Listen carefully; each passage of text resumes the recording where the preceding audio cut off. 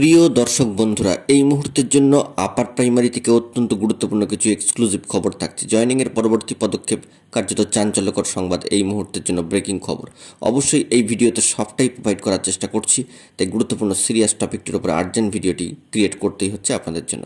আসুন কথা না বাড়িয়ে মূল আলোচনায় প্রবেশ করি। যে সমস্ত বন্ধুরা এখনও পর্যন্ত চ্যানেলটি সাবস্ক্রাইব করে নিয়ে সঙ্গে থাকুন। চলুন আমরা মূল বিষয়ে প্রবেশ করি। অত্যন্ত গুরুত্বপূর্ণ খবর। এই মুহূর্তে জয়েনিংয়ের পরবর্তী পদক্ষেপকে কেন্দ্র করে চাঞ্চল্যকর সংবাদ। ইতিমধ্যে আমরা জানি যে স্কুল সার্ভিস কমিশন কিন্তু অত্যন্ত চাপের মধ্যে পড়ে গিয়েছে।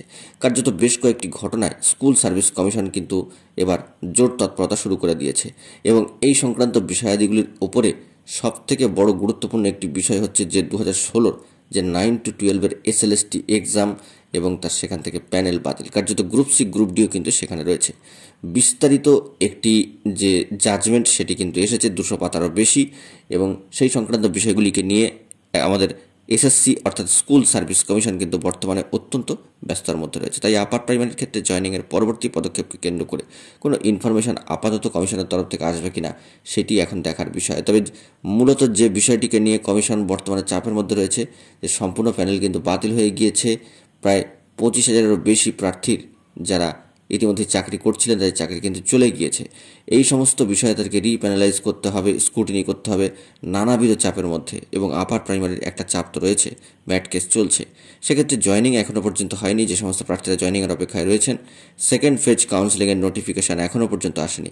চারিদিক থেকে একটা যেন বাঁধন তৈরি হলো স্কুল সার্ভিস কমিশনের চারিদিকে এবং একটা বিরাট বড় চাপ কিন্তু তৈরি হলো মহামান্য কলকাতা হাইকোর্টের নির্দেশের পরে। সেক্ষেত্রে আপার প্রাইমারি জয়েনিংকে কেন্দ্র করে কী ধরনের খবর উঠে আসবে সেটি এখন দেখার বিষয়। কারণ কার্যত এখন কিন্তু বর্তমান সিচুয়েশনে দাঁড়িয়ে সবথেকে বড় চ্যালেঞ্জ যে রিপ্যানালাইজ এই বিষয়টিকে মোকাবিলা করা এবং মহামান্য কলকাতা হাইকোর্টের স্পেশাল ডিভিশন বেঞ্চের নির্দেশকে সরাসরিভাবে কীভাবে পালন হচ্ছে সেই বিষয়গুলিকে মাথায় রাখা। স্কুল সার্ভিস কমিশনের উপরে গুরুত্বপূর্ণ দায়িত্ব এবং চাপ বাড়ল, কিন্তু আপার প্রাইমারির ক্ষেত্রে জয়েনিংয়ের পরবর্তী পদক্ষেপ সংক্রান্ত বিষয়ে এই বিষয়ে কোনো খবর আপডেট আদৌ এই মুহূর্তে আসবে কিনা কমিশন তরফ থেকে, অর্থাৎ স্কুল সার্ভিস কমিশনের তরফ থেকে, এসএসসির তরফ থেকে, সেইটি নিয়ে কিন্তু ব্যাপক একটা সংকটের জায়গা কিন্তু তৈরি হলো বর্তমান সিচুয়েশনে দাঁড়িয়ে। এর পাশাপাশি আরেকটি বিষয় না বললেই নয় যে বর্তমান সিচুয়েশনে দাঁড়িয়ে এবং ফোকাসে রেখে সমস্ত বিষয়কে এটুকু বলা যেতে পারে যে আপার প্রাইমারির ক্ষেত্রে স্কুল সার্ভিস কমিশন কিন্তু অত্যন্ত তৎপর এবং তারা কিন্তু সমস্ত প্রস্তুতি যুদ্ধকালীন তৎপরতায় নিয়ে রেখে দিয়েছে।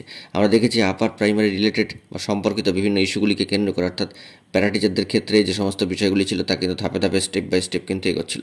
ম্যাট কেস একটা ধারাবাহিক শুনানির মধ্যেই ছিল।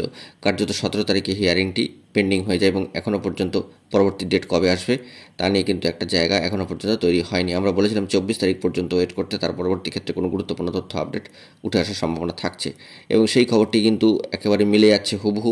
পরবর্তী ক্ষেত্রে এই জয়েনিংকে কেন্দ্র করে এবং জয়েনিংয়ের পরবর্তী পদক্ষেপকে কেন্দ্র করে স্কুল সার্ভিস কমিশনের তরফ থেকে কী ধরনের স্ট্যাটাস উঠে আসে সেইটি আমরা ফোকাসে রাখবার চেষ্টা করব, কারণ কমিশনের উপরে বর্তমানে কিন্তু চাপ রয়েছে।